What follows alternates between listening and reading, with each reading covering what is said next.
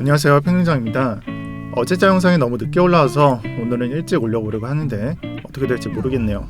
일단 어제 영상에서 해석드린 파워 메로나 빔은 파월 의장이 연임한해에 따라서 생겨난 빔이라고 해석을 하고 있고, 그리고 경쟁자였던 브레인 어드는 부의장에 앉힌다고 합니다. 사실 이 두 경쟁에 있어서 우리에게 유리한 선택안이 뭐였죠? 제가 봤을 때는 브레인 어드였습니다. 그래서 이 브레인 어드는 누가 완화적이냐를 따졌을 때 이 브레인 어드가 지금보다 덜 긴축적인 정책을 펼쳤을 거라고 생각을 하고, 어찌됐던 BJ 파월이 연임을 하게 되었고 우리는 이에 따라서 다음 장을 대비해야 되고요. 근데 제가 봤을 때는 딱히 변경되는 것은 없을 것 같습니다. 내년도 중반부터는 금리 인상이 결정되고 테이퍼링은 이미 진행 중에 있습니다. 그래서 호재로 적용될 수 있는 브레인 어드의 이 선택이 하나쯤 빗나갔다라고 해석하겠습니다. 현재장에서 유의해서 봐야 하는 것은 나스닥의 하락입니다. 그리고 나스닥의 하락이 나왔기 때문에 우리가 정말 기대해 볼 수 있는 것은 제가 네모박스 쳐드리는 구간 있죠. 여기까지도 볼 수가 있고, 여기서는 가려져서 안 보이는데 1월, 11월, 1월 이 자리가 되겠죠. 그래서 이게 뭘 뜻하냐? 결국 나스닥의 횡보가 되겠죠. 정말 비트코인이 잘 오르는 시기는 나스닥이 횡보할 때입니다. 그래서 지난 상반기에 12, 1, 2, 3도 그렇고 7월 20일부터 시작됐었던 상승량이 좀 더 줄어들고 박스권에 갇힐 수 있는 기회가 될 수 있는 이 기회도 그렇고요. 그리고 줄어들어서 이제 횡보할까 말까 한 그러한 시기, 그 기회가 되는 것이 이 자리입니다. 그래서 비트코인으로서 본다면 방금 표시드렸던 7월 20일이 이 자리고요. 비트코인의 상승량이 이렇게 나왔고, 그 다음에 10월 1일부터 최근까지 장세가 날짜로 따진다면 이번 달 10일경 여기까지의 장세가 나스닥이 횡보하는 위치였습니다. 여기까지 보셔도 좋은데 이런 자리가 나와도 저는 좋다라고 봅니다. 그래서 정확히 나스닥의 횡보가 비트코인의 상승을 기다린다 그런 것이 아니라 달러 강세와 무조건 연관이 되어 있다라고 말씀을 드릴 거고요. 저 같은 경우에는 그래서 이 나스닥이 무지성으로 올라가는 게 아니라 조금만 횡보해주면 안 될까라는 생각을 합니다. 어찌됐든 간에 나스닥의 횡보 또는 약세 자리에서는 비트코인이 강세를 띄울 수 있다라고 말씀을 드리겠습니다. 그리고 비트코인의 차트상으로는 오늘자로 트리플 바텀이 관측이 되었고, 생각보다 지금의 자리에서 이 55.5K의 자리에서 지지가 강력한 것이 관측이 됩니다. 그래서 주식에서나 아니면 이런 지지 테스트 구간으로 진입을 하시는 분들이 주로 매수를 잡는 방식으로 트리플 바텀 이런 패턴 이후에 반등을 보고 매수에 들어가는 방법도 있기는 한데 저는 잘 모르겠습니다. 제 생각에는 이번 조정은 9월과 매우 유사하다라고 보고 있습니다. 그래서 이 두 번째 매물대 또 첫 번째 매물대 이런 것들이 비슷하고, 이 두 번째 매물대에서 여러 번 지지 테스트 구간을 거치는 것도 매우 유사합니다. 그래서 오늘자로 세 번의 지지 테스트가 있었고요. 다시 그려드릴게요. 첫 번째, 두 번째, 세 번째 이런 연속적으로 지지 테스트 구간이 있었고, 9월에도 반등이 나오기 전까지는 이런 지지 테스트 구간을 가져갔던 것이 매우 유사합니다. 그래서 이 말은 똑같이 9월과 똑같이 진행이 되었을 때 이 바닥 테스트는 계속 된다는 뜻이고, 결국 여기서 이 자리에서 소화되는 매도 매물이 전부 소화가 되고 결국에는 올라갈 수 있냐의 문제입니다. 저는 최후의 지지선으로는 이 구간 여기 54K를 보고 있고요. 여기까지 올 수 있는지에 대해서는 제가 확정을 지을 수는 없을 것 같습니다. 하지만 분명한 것은 마지막 변동 구간이 제가 봤을 때는 이번 주 안에 벌어질 수 있다는 생각을 계속하고 있고요. 만약에 저가를 안 내려준다면 이 매물 데이터를 주의를 하시고, 그 다음에 반대로 저가를 내려주었다면 이 54K의 지지를 보시고 매매하시는 걸 추천드리겠습니다. 이 그림을 일봉상 RSI 상으로 보았을 때는 저가를 한번 털면은 과매도 구간에 도착을 하고 여기서 반등을 하는 시나리오를 생각을 하고 있고, 그게 아니라면 지금 구간에서 9월과 같이 연속적인 바닥 테스트 이러한 차트를 띄울 것이다 라고 보시면 됩니다. 그래서 제가 봤을 때는 나올 수 있는 조정은 거의 다 나왔다 이렇게 보고 있고, 마지막 한 발의 유무 이 차이일 뿐이라고 생각을 합니다. 그래서 우선 이 전략을 픽스하고 만약에 틀렸을 때 54K를 넘겨주는 조정이 나왔을 때는 좀 무섭지만 대응하는 식으로 접근하도록 하겠습니다. 또한 어제 장에서 순환의 가능성을 두고 암시를 드렸었는데 이 NFT가 드디어 순환을 해주냐 주제로 모았고요. 근데 그 자리에서 벌어져서는 안 될 일이 벌어졌습니다.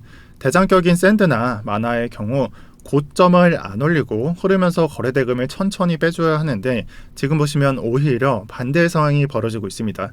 이로써 당분간은 NFT 장은 활성화가 될 겁니다. 그럼 여기서 NFT 장이기 때문에 우리가 할 수 있는 것은 어제 영상과 똑같은 전략대로 어제 장에서는 디파이 장일 때는 상승량이 저조한 NFT나 다른 코인을 담아달라고 말씀을 드렸었는데 이러한 NFT 장에서는 디파이나 다른 코인들을 담으시면 됩니다.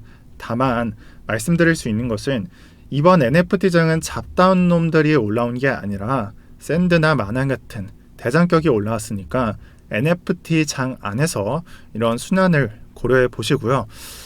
다른 코인을 사는 것보다 제 생각에는 조정량이 깊은 NFT 또는 시총이 보다 가벼운 NFT 코인들 한번 노려보시는 게 괜찮을 듯 싶습니다.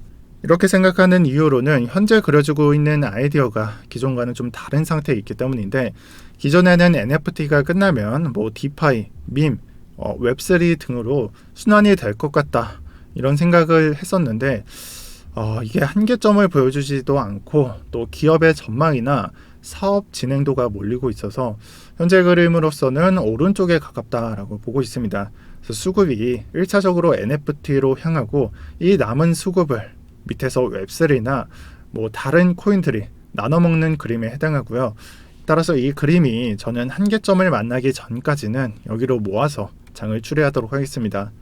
지금 같은 경우에도 왼쪽으로 보셔도 좋아요. 왜냐면은 지금 같은 경우에 디파이 코인이 되거나 아니면은 레이어 2 또 웹3 같은 코인들이 올라오고 있기 때문에 우리는 나 같은 경우에는 왼쪽으로 보고 있는데 이렇게 생각하는 것도 맞는데 조금은 오른쪽의 가능성을 좀 열어두는 게 낫지 않나 싶습니다.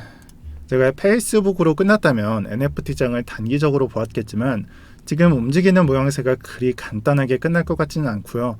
우리나라 기업뿐만 아니라 이 해외 빅테크들은 이미 미래 산업으로 지정을 하고 개발에 박차를 가하는 모습을 지속적으로 관찰하고 있습니다. 그래서 이러한 그림이 숨어 있기에 요즘 NFT 테마들은 주식장처럼 움직인다라는 생각을 많이 합니다.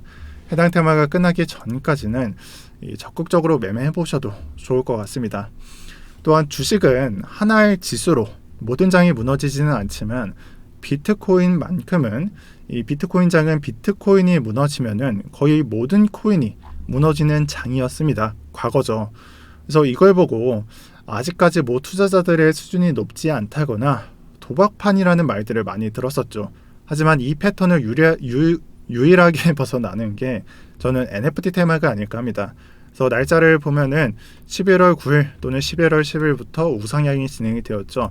하지만 비트코인을 본다면 또한 날짜가 이때부터 조정이 깊이 시작이 되었습니다.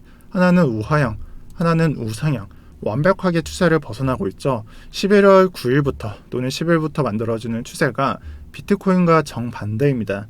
이 패턴을 유일하게 벗어났던 게 NFT 테마였고요. 그래서 요즘 준 메이저나 상반기에 물려있던 코인으로 많은 분들이 마음고생이 심하실 거예요. 그런 분들은 정말 손절할 계획이 있으시면 매도하시고 NFT 코인들을 담으시는 게 낫습니다. 그리고 매수하실 때 분할 매수인 거는 우리의 잼민이가 알려줬었습니다. 그래서 모르시는 분들은 코인판 문의 1등작 보시고 자세히 보기 누르시면 내용이 나오실 겁니다. 그리고 저 같은 경우에는 이렇게 들어갈 때는 이 전체 상승분 대비해서 여기에 매수가를 걸어 놓습니다. 그리고 그 전에는 이 전에 상승량 대비해서 조정이 얼마나 나왔었는지를 체크하고 이것뿐만 아니라 그 전에 상승량 대비해서도 과연 이 코인이 얼마나 홀더들의 지지를 하고 얼마나 던지는지를 체크하고 들어갑니다. 그래서 무조건 먹는 방법이 아니라 이 추세가 계속 된다면 이 방식이 먹힐 것이다 라고 접근하는 방식입니다.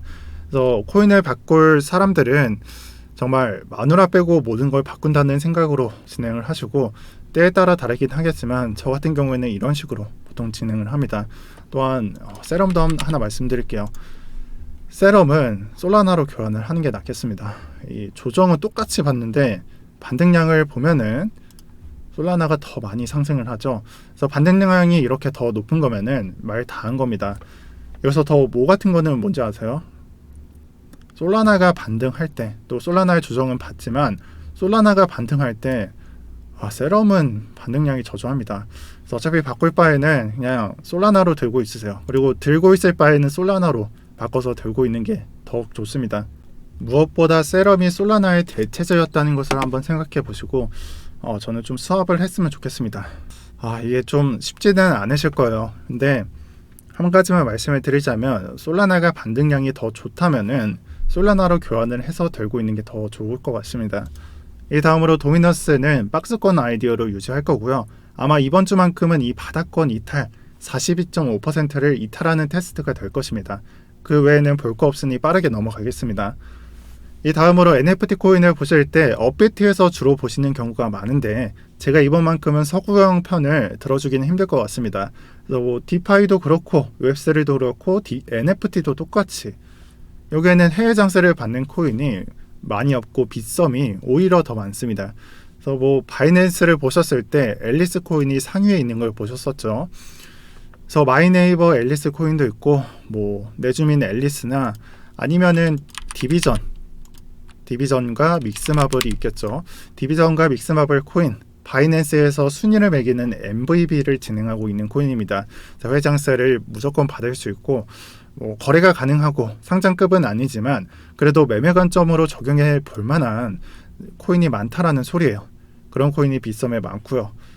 이 NFT 코인만큼은 제가 생각했을 때는 황썸에서 거래하는 게 더 좋지 않나 생각을 합니다. 그래서 단타 치실 때는 좀 유의하셔야 되는 건 이 호가창이 계속 렉이 걸리더라고요. 여기에 표시되는 가격과 좀 일치하지 않는 경향을 많이 받았고요. 이것만 주의하시면서 사용하면은 괜찮을 듯 싶습니다. 저도 불편하지만 어쩔 수 없이 사용 중에 있습니다. 그리고 뭔지 모르시는 분들은 이런 말 들으면 안 되는데 그냥 이름 이쁜 거 한번 아무거나 사보세요. 저도 사이클럽이나 뭐 다른 이름 이쁜 것들 사봤는데 수익 중에 있습니다. 이 말은 좀 죄송합니다. 저도 무지성 매매를 할 때가 있습니다. 그래도 기초적인 건 NFT 테마인 거는 조사하고 들어갔고요. 이 황소만큼은 NFT 장이 끝나기 전까지는 유효하게 보도록 하겠습니다. 그래서 왼쪽에 변동률이 가장 높았던 코인들이 대부분이 NFT 코인에 해당합니다. 아로하나 토큰만 제외하고 보세요. 그래서 이 변동률과 업비트에서는 전일 대비 상승률 비교해 보시면은 NFT 코인 장세에서 어디가 더 유리한지는 쉽게 알 수가 있습니다. 오늘 이렇게 영상 마치도록 하겠습니다. 추가로 더 이상 포트 비중에 대해서 참을 수 없을 만큼 화가 나시는 분들은 오랜만에 댓글에 상담 창구 열어드렸으니 고정 댓글 참고하셔서 상담 받아가시고요. 오늘도 평경장이었습니다. 시청 감사하고요. 마지막으로는 리플의 한 줄 평입니다.